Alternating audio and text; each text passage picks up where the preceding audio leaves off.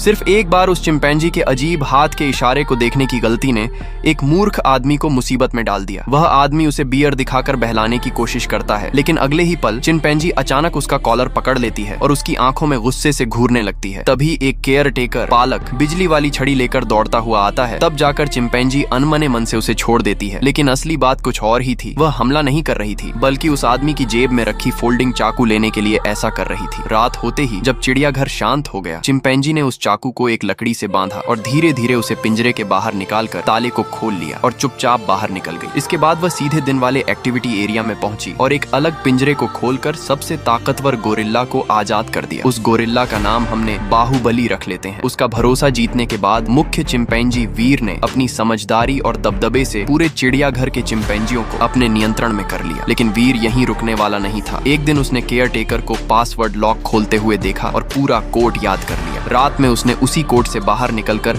चुपचाप चिड़ियाघर से बाहर निकल गया। वह भागा नहीं, बल्कि अपने पुराने मालिक के घर पहुंचा। वहां उसने फ्रिज खोला और उसमें रखी खास न्यूरो वायरस की बोतलें देखी। उसे पता था कि यह वायरस चिंपैंजियों को और ज्यादा बुद्धिमान बना सकता है। वह सारे वायरस लेकर वापस आया और रात में सो रहे सभी चिंपैंजियों के बीच उसे छोड़ दिया। अगली सुबह सब कुछ बदल चुका था। सभी चिंपैंजी असामान्य रूप से शांत थे और उनकी आंखें हरे रंग की हो गई थीं। वीर हर एक की आंखें चेक कर रहा था और सिर्फ उन्हीं को बाहर जाने देता था जिनकी आंखें हरी हो चुकी थी। चिड़ियाघर का मैनेजर इसे हल्के में लेता है, लेकिन असली तूफान अभी बाकी था। रात में जब केयर टेकर पिंजरे बंद कर रहे थे, उन्होंने देखा कि वीर बाहर खड़ा है। जैसे ही उन्होंने उसे अंदर करने की कोशिश की, वीर ने बिजली वाली छड़ी पकड़ ली और अगले ही पल उसने केयर टेकर को एक ही घूंसे में गिरा दिया। फिर उसे पिंजरे में बंद कर दिया और बाकी सभी चिंपैंजियों को आजाद कर दिया। कुछ ही देर में पूरा चिड़ियाघर उनके कब्जे में था। एक और केयर टेकर गलती से अंदर आ गया। चिंपैंजियों ने उसे घेर लिया और बुरी तरह पीट दिया। हालांकि वीर ने उसकी जान बचा ली, लेकिन उसे भी कैद कर दिया। अब वीर समझ चुका था, अगर इंसानों को इसका पता चला तो वे सभी फिर से प्रयोग का शिकार बन जाएंगे। इसलिए उसने फैसला लिया, भागने का नहीं बल्कि आजादी लेने का। सभी चिंपैंजियों ने मिलकर चिड़ियाघर का कांच तोड़ दिया और शहर की ओर दौड़ पड़े। रास्ते में उन्होंने दूसरे जानवरों को भी आजाद किया और अपनी सेना बढ़ा ली। पुलिस तुरंत हरकत में आई, लेकिन अब चिंपैंजी पहले जैसे नहीं थे। वे इमारतों पर चढ़कर पुलिस से बचने लगे। एक घायल चिंपैंजी पकड़ा गया, लेकिन वीर ने ऊपर से हमला करके उसे छुड़ा लिया। इसके बाद